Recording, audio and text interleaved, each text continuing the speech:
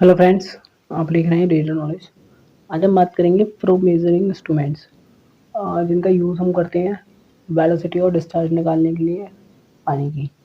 ठीक है, वो कैसे कैसे होता है, क्या होता है, उस इंस्ट्रूमेंट को समझने से पहले हमें पहले यूज़ समझनी पड़ेगी बर्नौली इक्वेशन।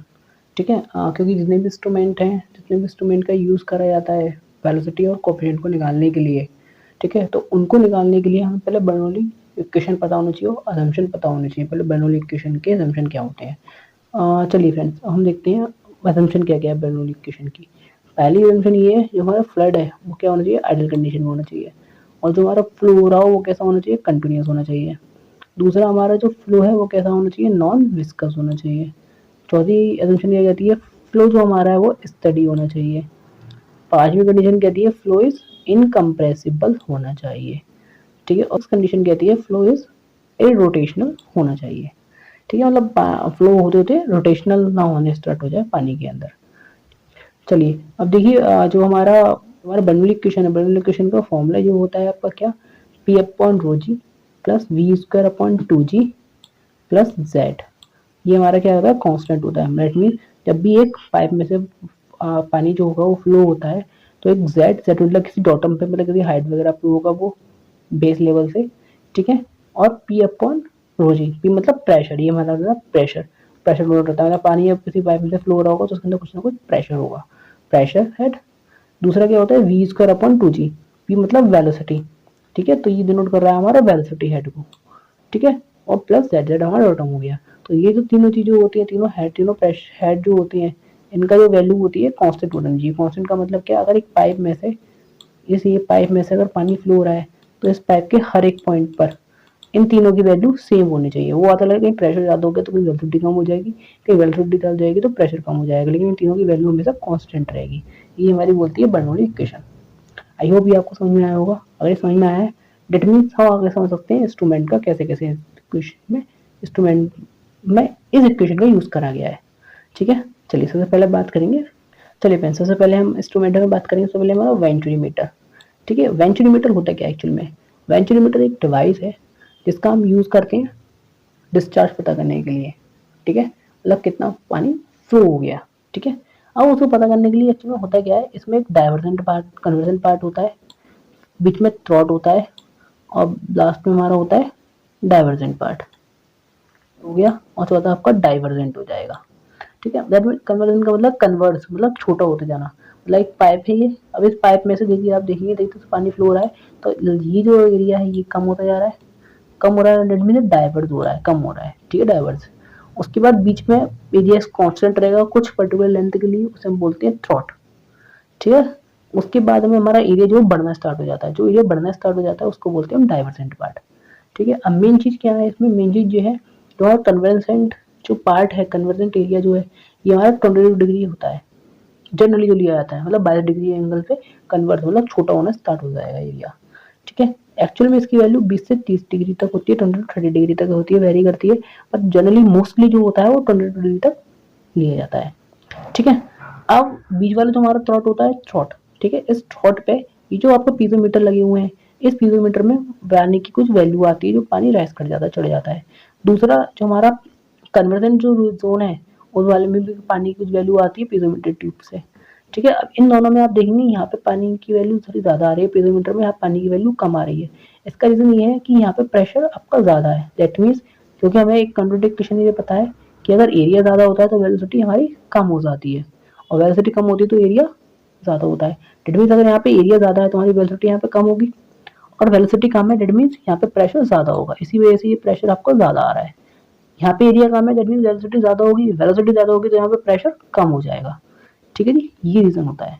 दूसरा, ये हमारा डाइवर्सन जो पार्ट होता है, डाइवर्सन जोन को हम लिखते हैं 5 to 7 डिग्री तक लिया जाता है। डाइवर्सन जो जोन है वो आपका 7 डिग्री से कभी भी ज़्यादा नहीं होना चाहिए।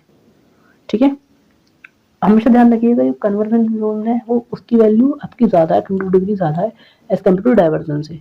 ऐसा इसलिए किया जाता है, जो पानी है उसमें एडीज वगैरह ना पड़ने स्टार्ट हो जाए। पानी होगा वो कुछ इस तरीके से बहना स्टार्ट होगा, वो आप आगे देखेंगे इस तरीके से। तो यहाँ पे क्या होता है, यहाँ पे एडीज पढ़नी स्टार्ट हो जाती है, मतलब भंवर से पढ़ने स्टार्ट हो जाती है। ठीक है, तो वो ना हो उसकी वजह से हम इसको एंगल कम रखते हैं एज कम्पेयर टू कन्वर्जेंट।